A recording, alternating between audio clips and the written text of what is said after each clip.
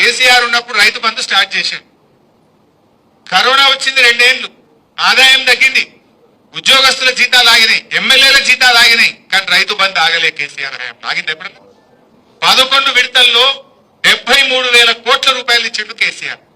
Corona వచ్చినా, కష్టం వచ్చినా, పెద్ద నోట్లు రద్దయినా, ఎకానమీ స్లో డౌన్ అయినా రైతు బంధు మాత్రం ఆగలే. మరి రేవంత్ రెడ్డి ఎందుకు ఆపుతుండు? కేసీఆర్ ఏమో నాట్లకు ఇచ్చిండు, రేవంత్ రెడ్డి ఏమో ఓట్లకు ఇస్తుంటాడు. అవునా కాదా? అప్పుడు పార్లమెంట్ ఎలక్షన్ ముందు ఒకసారి ఇచ్చిండు, ఇప్పుడు పంచాయతీ ఎలక్షన్లకు ఒక్కోసారి ఇస్తుండు. మధ్యలో 2 కొట్టిండు. 4 పంటలు వచ్చినాయి, 2 ఇచ్చిండు, 2 కొట్టిండు. పార్లమెంట్ ఎలక్షన్ ముందు ఒకటి, పంచాయతీ ఎన్నికల ముందు ఒకటి, నడిమిట్ల 2 లేచిపోయింది. రేపు కూడా ఈ ఓట్లు డబ్బులు అవ్వటాక మళ్ళా రైతు బంధు ఆగమైపోయింది. ప్రజలకు మనం ఏం చెప్పాలంటే, రైతు బంధు సకాలంలో సక్రమంగా రావాలంటే కాంగ్రెస్ ను ఓడించాలి. ఏమంటాడు రేవంత్ రెడ్డి?